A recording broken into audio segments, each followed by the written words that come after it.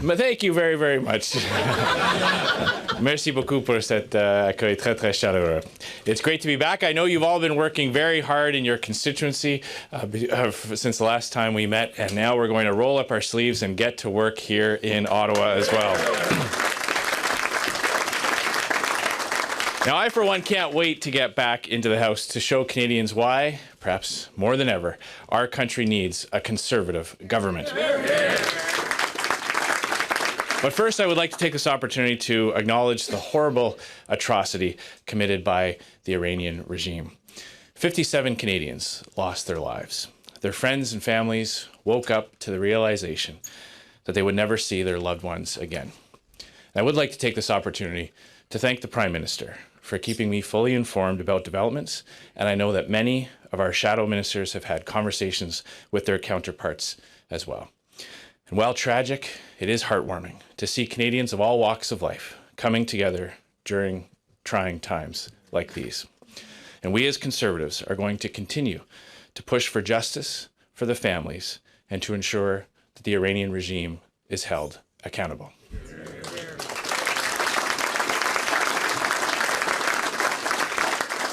Je m'en voudrais de ne pas commencer par reconnaître l'horrible atrocité commise par le régime iranien. 57 Canadiens ont perdu la vie. Leurs amis et leurs familles se sont levés un matin et ont réalisé qu'ils ne reverraient plus jamais leurs proches. J'aimerais remercier le Premier ministre de me tenir pleinement informé des développements et je sais que de nombreux ministres du cabinet fantôme discutent avec leurs homologues. Même si cette situation est tragique, c'est bien de voir des Canadiens et des Canadiennes de tous les milieux se réunir en un tel moment. Nous, en tant que conservateurs, allons continuer à réclamer justice pour les familles et pour assurer que le régime iranien est tenu responsable. Now, while Canadians can be united when we face external threats, we have to stay focused on the best interests of Canadians here at home.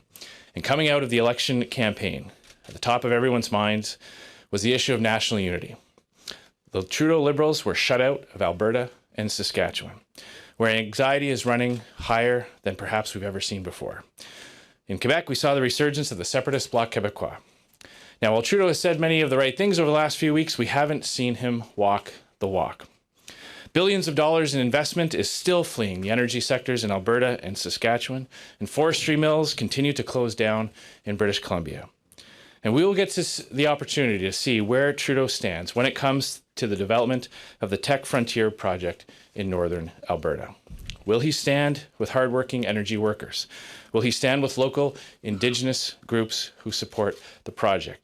Or will he stand with the activists and celebrities who want us to shut down our energy sector tomorrow?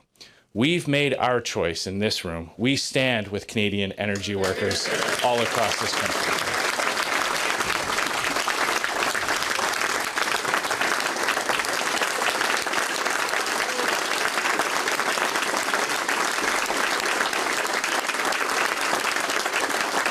And we will continue to make the case to Canadians that the world needs more Canadians, more Canadian energy, and that Canada needs more Canadian energy.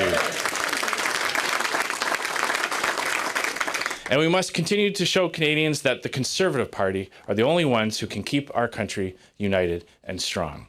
Et nous devons continuer à montrer aux Canadiens et aux Canadiens que le Parti conservateur est le seul qui peut garder notre pays fort et uni. And while the House is sitting for the first time this session on Monday, the parliamentary work has already begun. I'd like to thank the members of the Special Committee on Canada-China Relations who held their first meeting this past week. As many of you may remember, this committee was a result of us working together with our colleagues in the opposition to hand Justin Trudeau his first defeat of this minority parliament. Now, Canada's relationship with the Chinese government will help define the 21st century. Unfortunately, every step of the way, Justin Trudeau has been pushed around and has failed to stand up for Canadian interests. Whether it's the status of the two Canadians being illegally detained, widespread human rights violations at the hands of the Chinese government, Canadian farmers losing billions of dollars getting shut out of markets, ce comité va rétablir une responsabilisation et une transparence essentielle sur ce dossier. J'ai hâte de voir ce que nos députés peuvent accomplir avec leurs collègues des autres partis. The Trudeau Liberals also recently indicated their proposed firearms ban will be coming in the next few weeks. Now let's be clear about what this is. This is an attack on law-abiding, responsible firearms owners. On hunters, on farmers, and sports shooters. Honest Canadians who follow all the rules already. Making law-abiding members of our communities follow even more rules will not help solve gun crime. It's easy, lazy government to force people who are already following all the rules and all the laws to just follow a few more. It's much harder and much more difficult to go after the gang members and the illegally trafficked firearms, but that is the difficult work that Conservatives have always been prepared to do.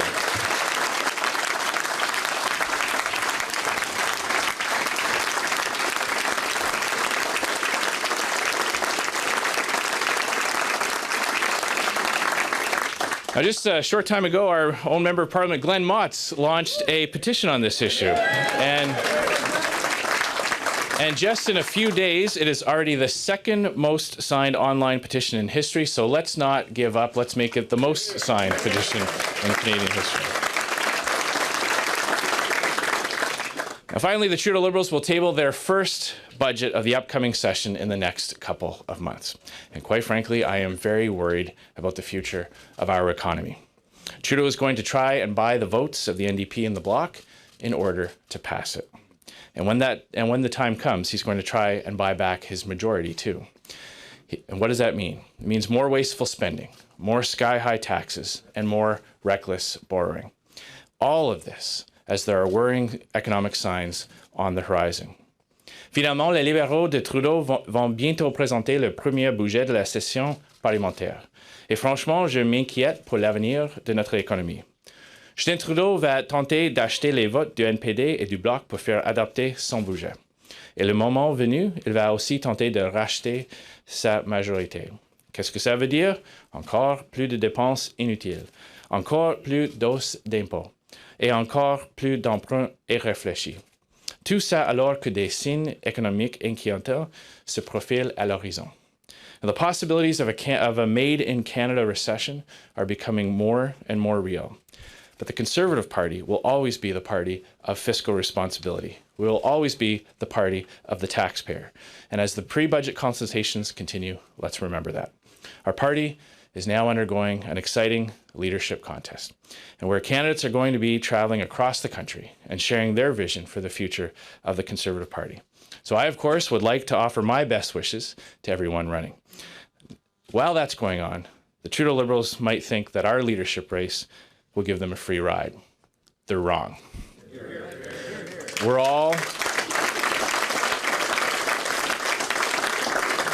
all going to continue to be here in Ottawa in the House of Commons and on the committee floor every single day fighting for our vision for the country.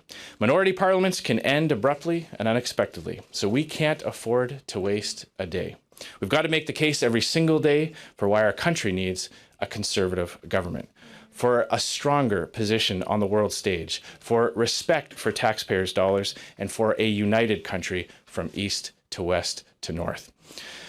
Les parlements minoritaires peuvent prendre fin brusquement et de manière inattendue. Nous ne pouvons pas nous permettre de perdre une seule journée. Tous les jours, nous devons montrer pourquoi notre pays a besoin d'un gouvernement conservateur, d'une position plus solide sur la scène mondiale, du respect des dollars des contribuables et d'un pays uni de l'Est à l'Ouest et au Nord.